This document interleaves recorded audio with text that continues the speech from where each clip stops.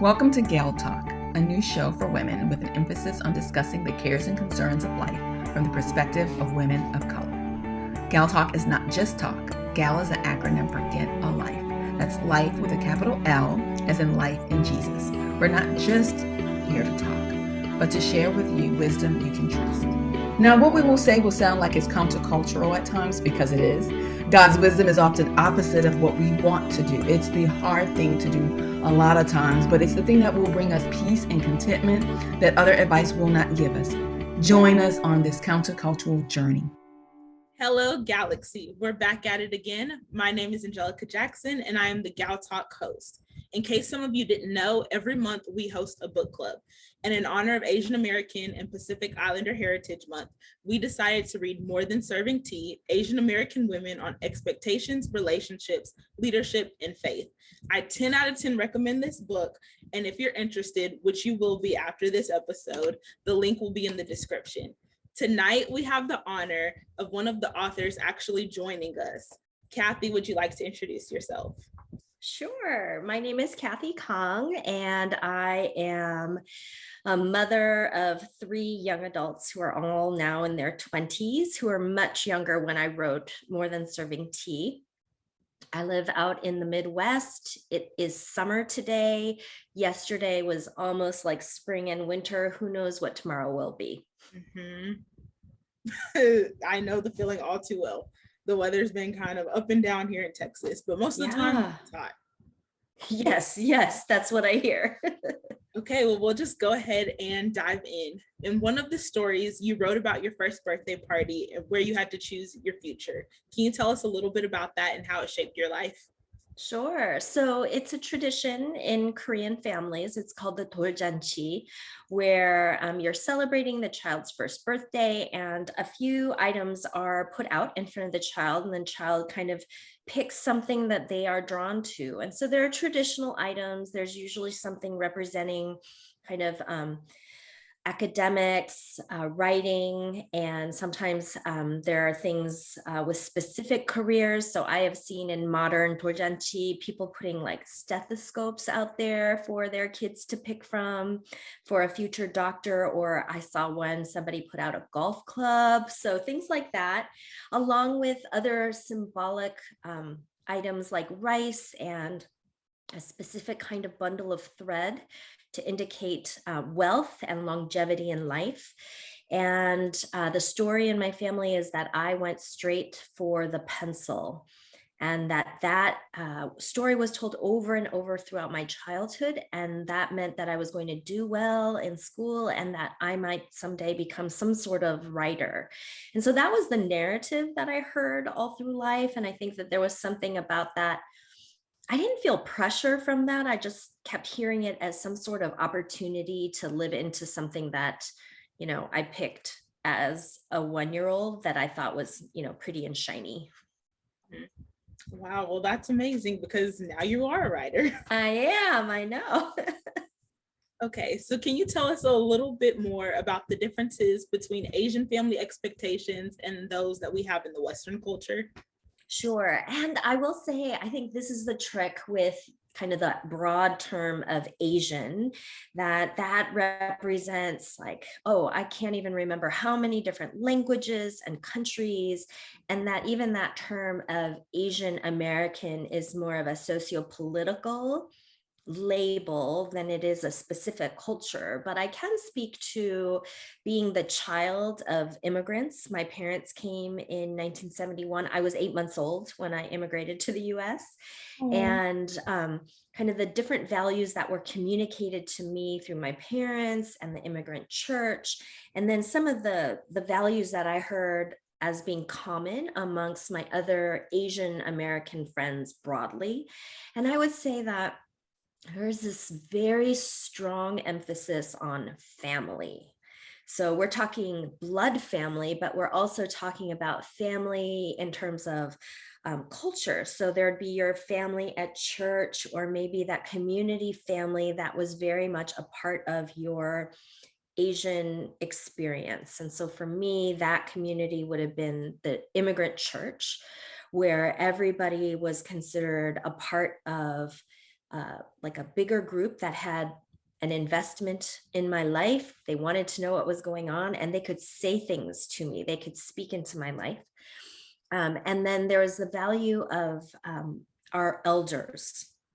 So the kind of respect that elders hold, I think, in traditional Asian cultures is one that I think one of the big differences in just kind of a simple thing is that I never knew the first names of anyone older than, say, 10 years of me, right? Okay. So like there was no like, and even in my church experience, it wasn't like auntie so-and-so. It was maybe so-and-so's mother or elder so-and-so, right? But there were no first names. It was always last names. And so I just assumed that, growing up, like older people just didn't have first names. It wasn't important to me to know. And so that was definitely one of those signifiers that that name, title, kind of place in maybe your church or in society was really important. It was the having non-Asian friends, and I will specifically say white friends, who kind of knew the first names of family members. So again, that didn't happen for me. It was really, so in the Korean language, there are words, honorary terms to use for anybody older than you. So it could be older sister called by a younger sister, right? So it's all gender and related to kind of how you land in the family. And so my younger sister calls me 언니, which is not my name. It's just a term used by a younger sister for her older sister. So those types of things, yeah. So those types of things are built into language that doesn't translate right here into the US and Western culture. You just call each other by first names. Even the idea of somebody who is older than you in the work setting or like a mentor, there are words in the Korean language, 후배 and 선배, the kind of the mentor and the younger person is all built. And there are lots of negatives to that kind of hierarchy, but there are also a lot of positives in understanding the value system, kind of where people land in relationship to you. I think tied to that, I always heard that you are expected to provide for your elders. So there was no sense of like a retirement account. Your retirement account was that you would have children, and then your children would take care of you in your old age.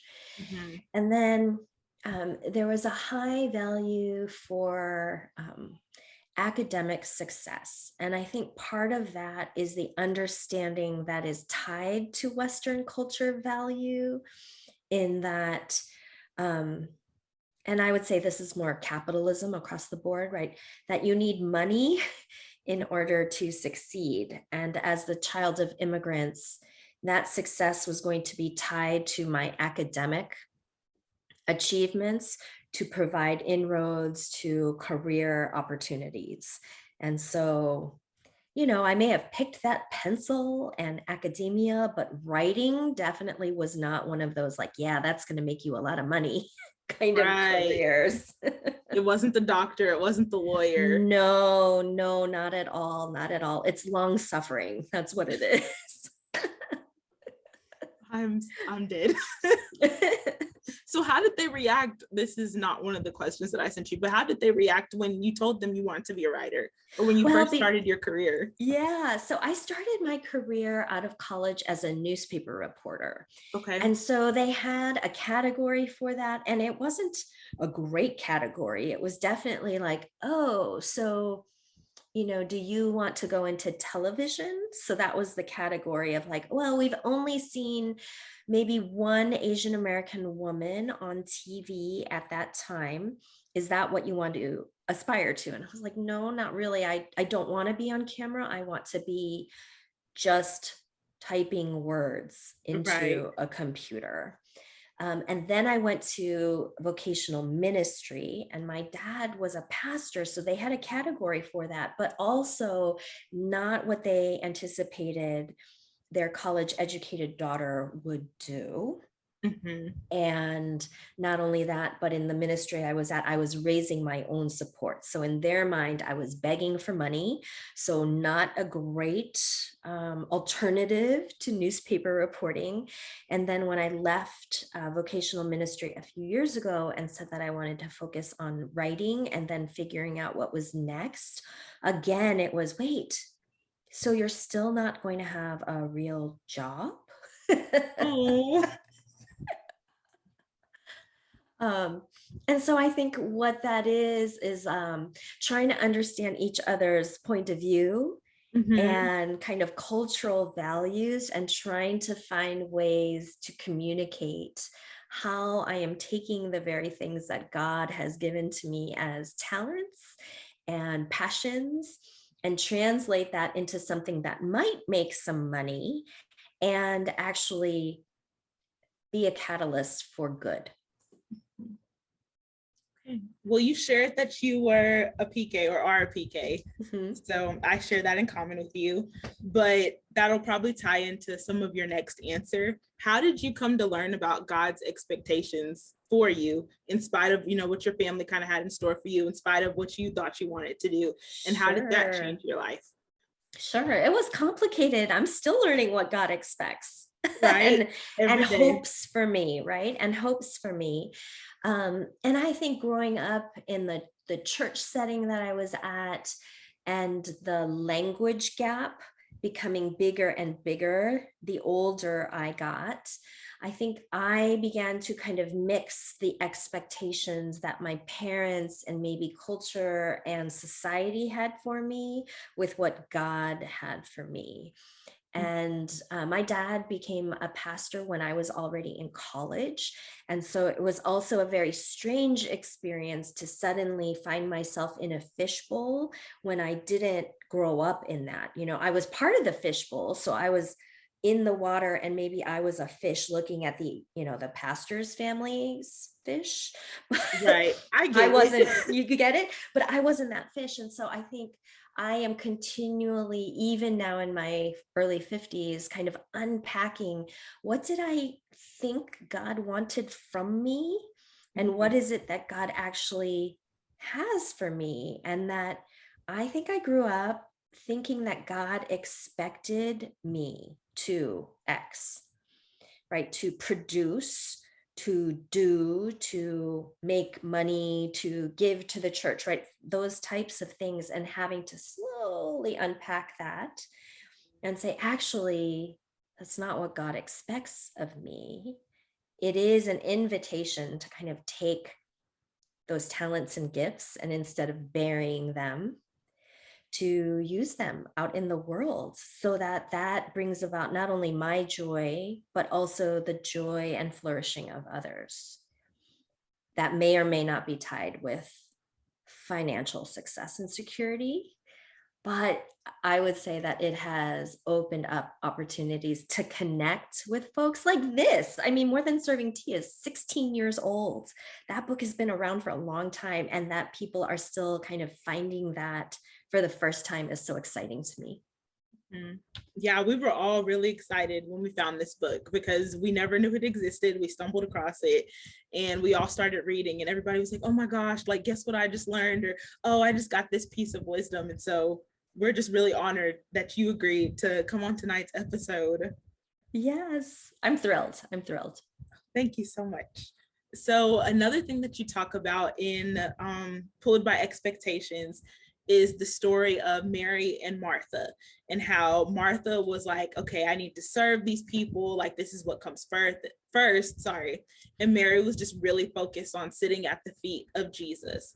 So in Luke 10:38-42, Jesus kind of tells Martha, like, hey, Mary chose what is better. So how do you choose what is better now? Yeah, that's a great question. And I'm still stumbling through that 16 years later. I think I want listeners and viewers to know, Jesus says that Mary picked better, but he also does not condemn Martha, right? He doesn't say, yeah, that was bad, fail.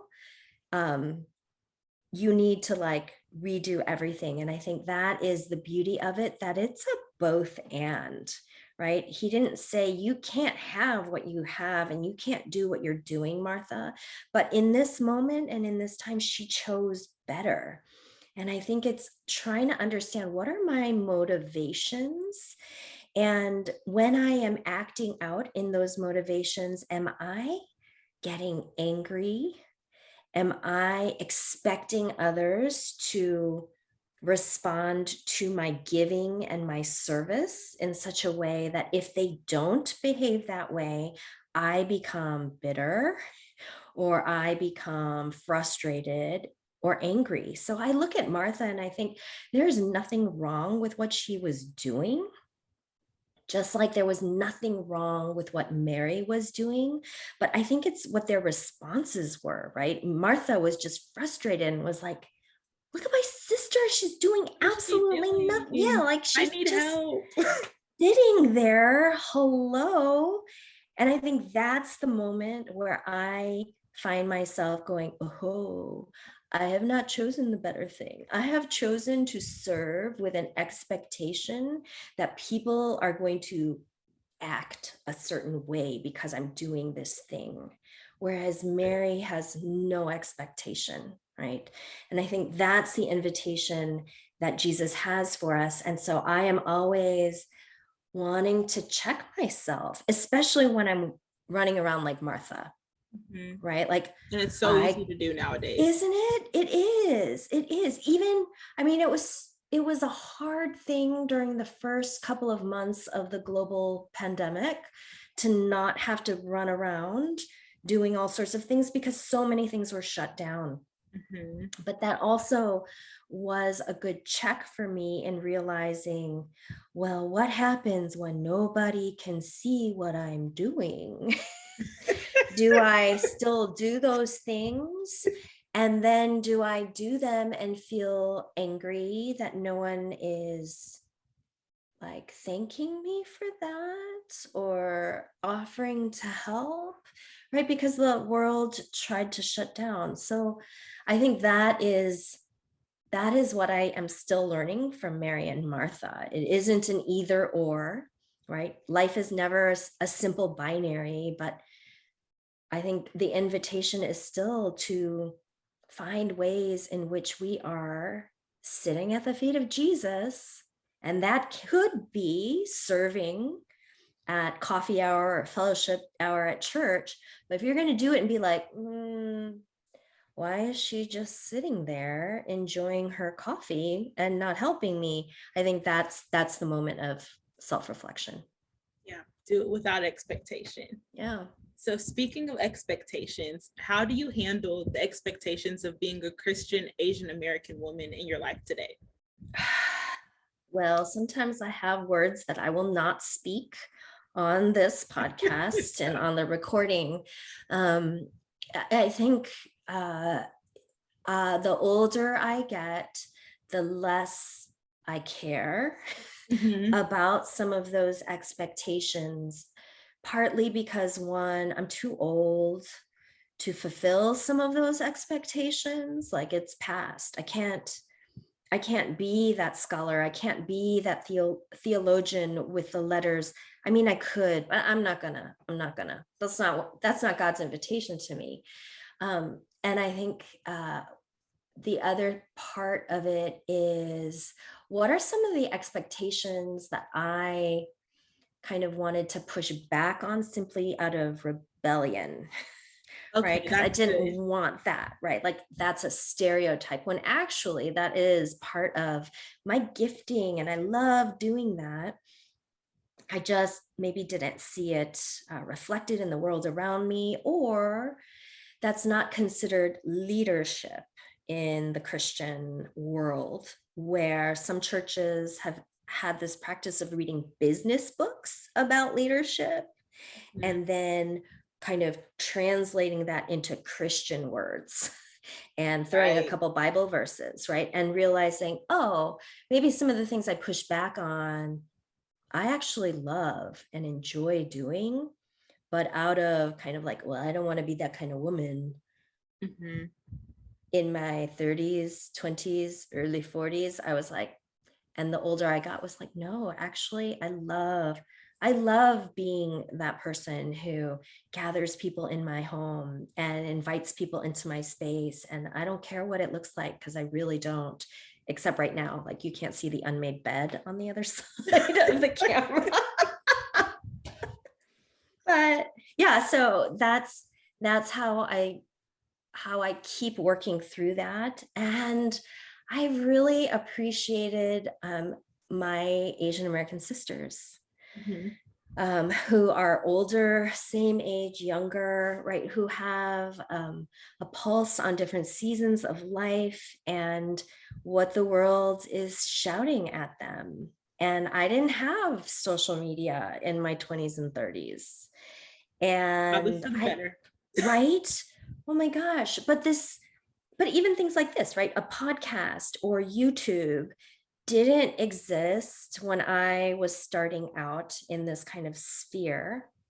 And now I think, oh my goodness, what some of the women feel like they have to do. Mm-hmm. And to get their stuff out there. I just think, oh, I don't think I would do it. If I were my 20-something-year-old me now, I think I just feel like, no. Okay, that makes complete sense. And I think that's something that all of the women who are listening to this episode needed to hear. It's so easy to fall into what we think we're supposed to do and just these roles that society has given us and our families have given us. And so just knowing that we can fully embrace who we are and who God has called us to be, that's just a great reminder. It's hard.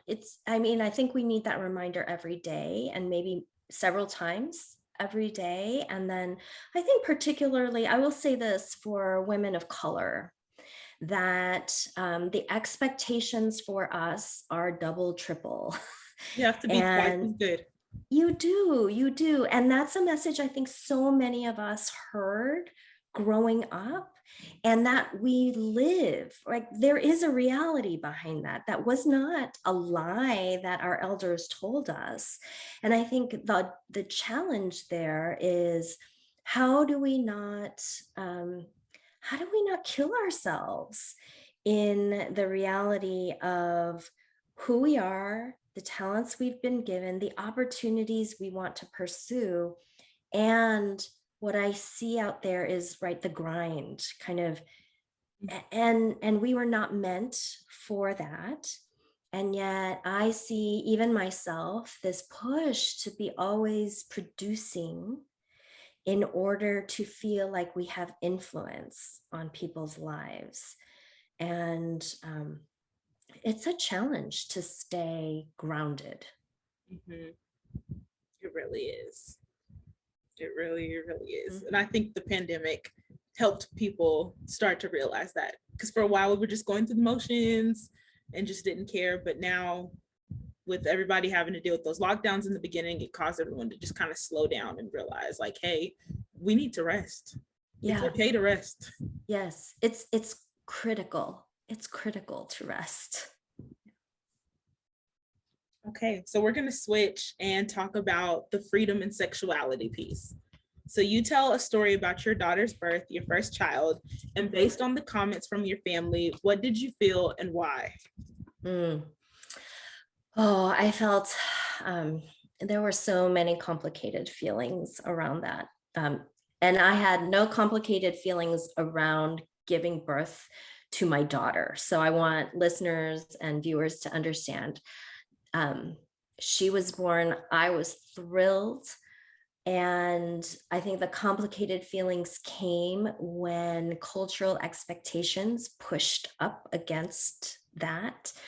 Mm-hmm. Some of our Asian cultures value men and boys with those cultural expectations of the ones who will carry the family name, who will earn the money, who are more valuable than daughters, that all of that. And that strain showed its ugly head in my family. And I also got strange comments, although they're not strange, because I think people, my fellow Korean Americans will understand. I think many of them will understand. I got comments about my daughter's appearance, and she's a newborn, so take that with a grain of salt, that she was born with creased eyelids, right? So again, it's a cultural value of what beauty is, and that she would save money. She would save me and my husband money because she would not need surgery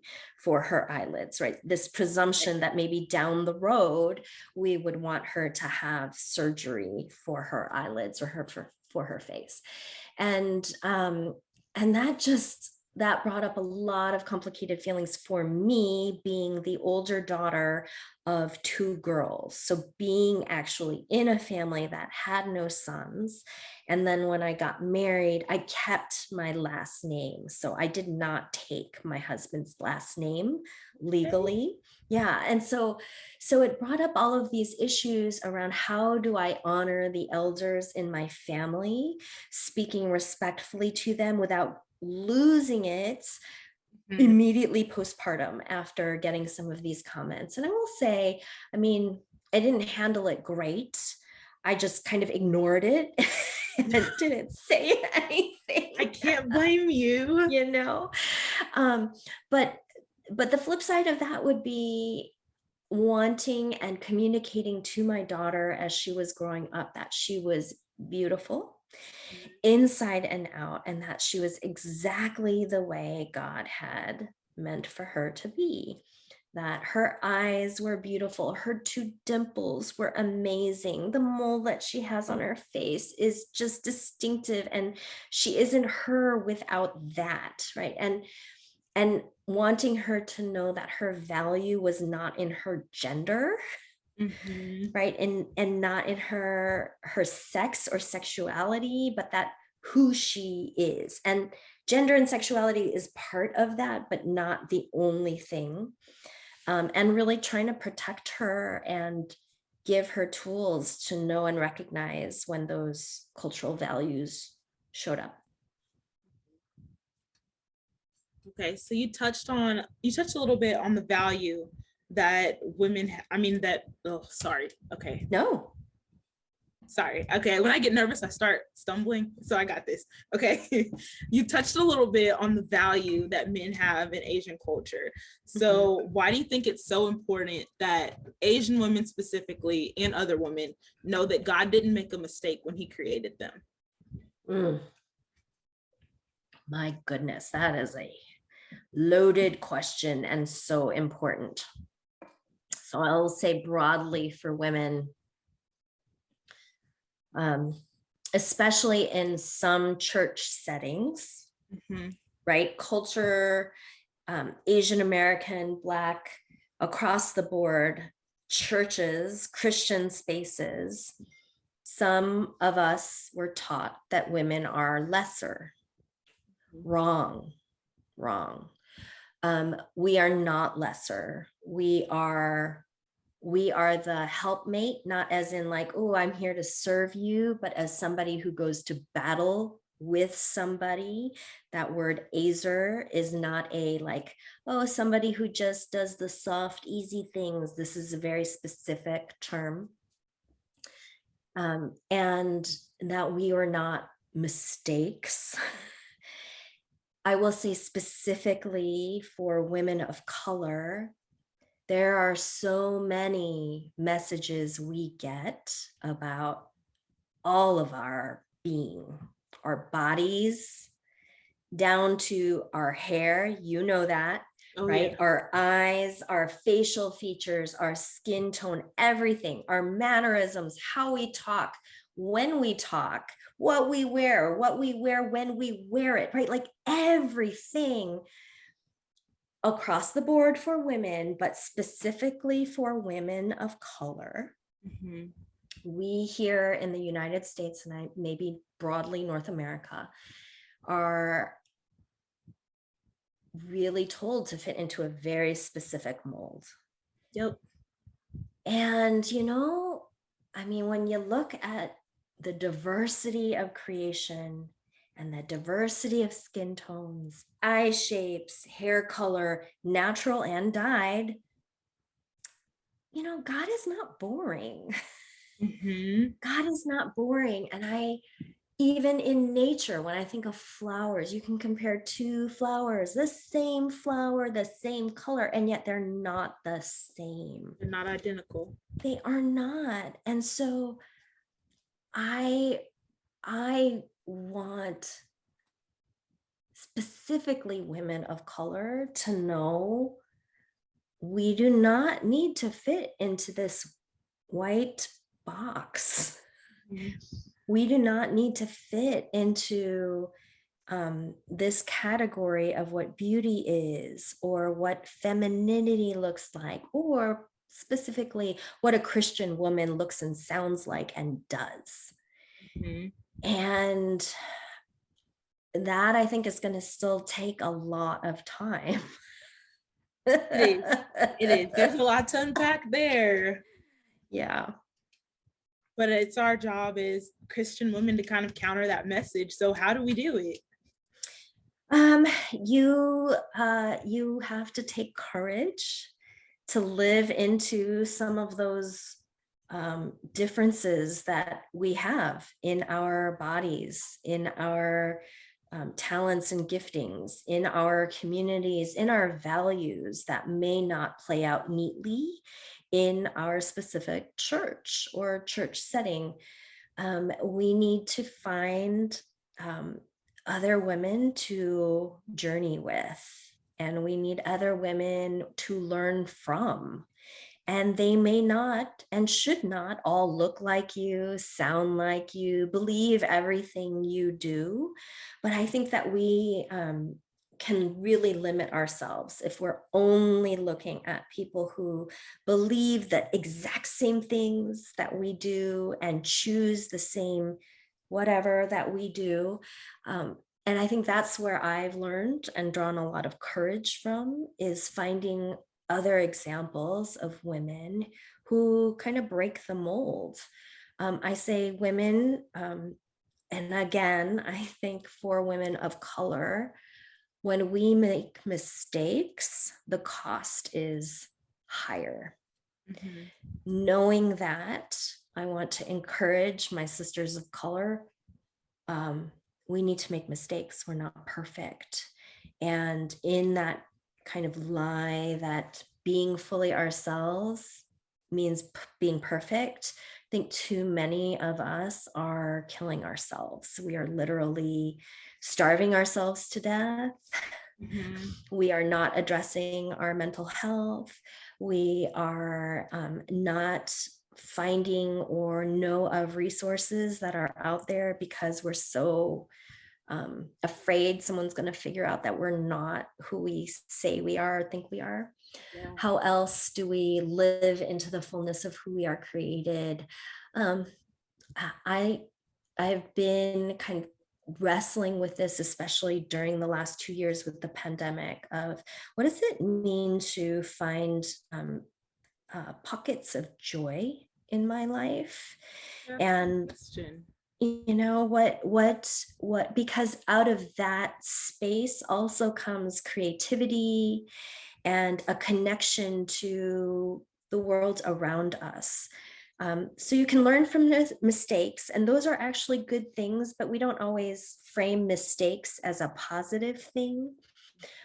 Joy can be really, right? It's framed very negatively, but I would also say trying to find those pockets of joy is a lot harder than just like being happy, right? So being happy, I don't know, like watching my favorite TV show elicits a feeling of happy, but that's not joy. Like that is not really deep connecting to something in my soul that points back to God.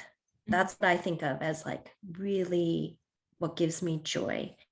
And I think for us as women and Christian women, we need to be able to have a few things that we can name that bring us deep joy, so that we see God being generous and beautiful and creative for us and with us. So who are some of those women that you really rely on? So I just got to see several women just this past weekend. We call ourselves the Napa Ladies. Yeah, I know it sounds really fancy. It's not. So 10 years ago, there was an Asian American Christian women's conference, and we all happened to be at the conference at the time. One of the women was one of the co-creators of the conference, Nikki Toyama-Zito, and I was one of the speakers. And then there were 7 other women, and we just kind of bonded. Somehow we all were like, hey, do you want to go out to eat? And we're all like, yes. Hey, do you want to go out for boba? Yes. And we just kind of found ourselves as a group. And then the group decided that it wanted to keep getting together. So the following year, they went to Napa. And I say they because I did not go, and somehow that name stuck. Yeah, I couldn't go, but I really wanted to. And I let them know. I was like, I can't make it this year, but I want to, if you do it again, I'm happy to go. I want to go. So somehow the name stuck. It was Napa Ladies, and we've never been back. And we have gotten together every year minus the 2 years of the pandemic. Mm-hmm. And we gathered virtually during the first year of the pandemic. And I would say these women have been a great example of community that I think is a little more accessible for people. Okay, so none of us, I don't live near any of them. Okay, you're all not in this. We're all spread out. There are a couple in California that are much closer and actually live in proximity to each other. But us as a group, we are not all in one city. And we have stayed in touch really by text and emails. And it's getting a little out of control, but that is how we've stayed in touch. And when something is happening, we text the group and we pray for each other. Or if we've discovered some new, I don't know, skincare that we really love, we'll text it, and that happens. But on a heavier note, when there is crisis happening, we know that these are the women who will literally drop everything and pray. Mm-hmm. And try to figure out, is there something that we can do or send or network to provide for one of ours in a time of need. We've had the luxury and the privilege of being able to gather every year. So that is not necessarily accessible to everyone. And yet we found during the pandemic, we couldn't travel, right? So again, thanks to Zoom, we were able to get together. And these are women, when we get together, people ask, so what do you do? We literally eat, talk, share, pray. That's what we do. We go on a walk, we're talking about life, the questions we have about growing older or children or marriage or church or leadership and careers. And then before we leave, our time is spent praying for one another. And we leave, and we won't see each other for another year, maybe, as a group. And I think that kind of community felt more important during the pandemic because we were never in each other's lives on a daily basis in that way. And then you have the neighborhood friends, right? And I think people know, the older you get, it's hard to make friends. It is. And nobody I'm not tells even that you old. I'm only 25, but it is so hard. Once you leave school, you're not seeing people constantly. Mm-hmm. So hard to meet people. Yeah, it really is. And I tell, when I used to be in college ministry, I would tell freshmen, this is your chance. This is the easiest time to make friends, because this is the only time where you will literally leave your doors open and just let people wander in. Each year of college, you shut the door more and more, and you kind of get into your group of people. But as a freshman, you don't, you're like, hey, I want to meet everybody. So it's even harder as an adult, and super hard the older you get. And so again, you have to put yourself out there and find ways to make friends, not dates, friends. And maybe you're going on dates with people who might be your friends, right? Like you go into big gatherings of people and try to like, is this somebody I connect with and we could hang out with? And, you're finding your way. Right. Yeah.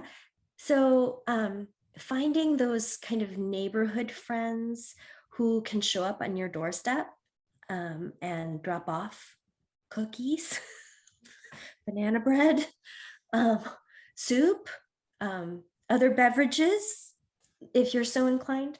And then for those of us who are active in a church, to find friends there as well. And they don't all have to be in your life stage. Ooh, I think that, good. that it's important to have friends who are married and single and older and younger, and be a person who is open to friendships that are not just your peers. Because they all have something different to kind of teach you and add to it. Yeah. Okay, that's good. Okay, so speaking of everyone just kind of embracing each other and building a community, as women of color, we really have to stick together. So what are some ways that you think we can advocate for each other? Oh, that is so hard and easy. Okay, so one thing I would say is that we need to learn from each other about each other's communities, right? And so, in the last 2 years, there were so many books, anti-racism books that hit the New York Times bestseller. And I'm like, did people read them? Because I feel like people bought them, but maybe they didn't read them and they just were really pretty on their nightstands. And that goes for women of color. We cannot assume we know everything about each other's communities based on what we see out in pop culture and in society, because we're not fully represented in those spaces. And so educate yourself, and this goes for all women, but educate yourself, read the books that you bought. Don't just post them on Instagram. Right, seriously, because I'm like, people bought a lot of books and I'm not convinced that anybody read them. Oh, no. Right. And so educate yourself. You don't have to just read books. There are plenty of movies. There's plenty out there on social media, news platforms, even flipping through magazines that you don't necessarily pick up on a regular basis. Maybe just go to the library and check things out. So there are a lot of ways to learn. And then in your relationships, ask questions. You're going to make mistakes.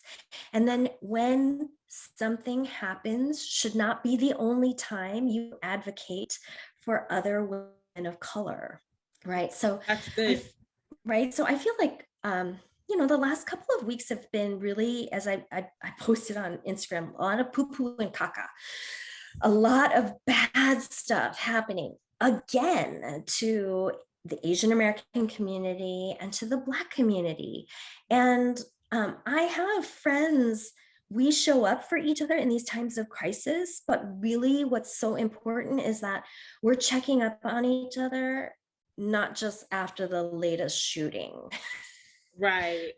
Right. And we're checking in with each other like, hey, have you had enough water today? And I saw that post, how are you doing? Or, I read something, it made me think of you, like check on each other, because the big performative ally stuff is really easy.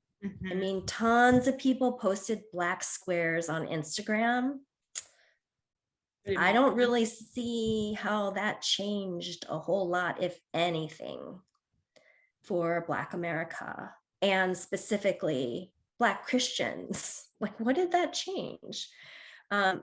It was super easy, but so who are you actually in a relationship to? And how can you support them and be their ally on a day-to-day basis? When you hear microaggression, when you hear racist stuff in your neighborhood, in your church, in your workplace, are you going to say something? Are you going to pull that person aside or blurt something out in the context of that group and that racist comment? Are you going to be an ally when things are happening in real life?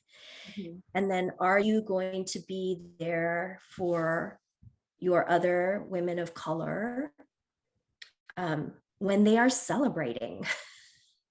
That's good. Not just when things are bad, but when things are good too. Yeah, absolutely. So as a writer and author, I love it when my other women of color are launching books and they're writing or they have a byline, and I tell them, let me know. I want to be your cheerleader, and let other people know. And again, I may not agree with everything you do, but there is something about finding spaces to elevate other voices. And I think as a writer, that's easily one of them that I can do. Those are all good. I really like that. Be an ally all the time, not just some of the time, not just when things are good, not just when things are bad, all the time. So important. Those are all the questions that we have for you. So thank you so much for your time, Kathy. It's really been a pleasure. Galaxy, please make sure you show Kathy some love by visiting kathykhang.com and following her on social media at Miss Kathy Khang. If you didn't quite catch those, they'll be included in this month's description as well. That is the end of our episode, so be sure to visit galonline.org and follow us on social media for a sneak peek on next month's book club pick and our next podcast topic.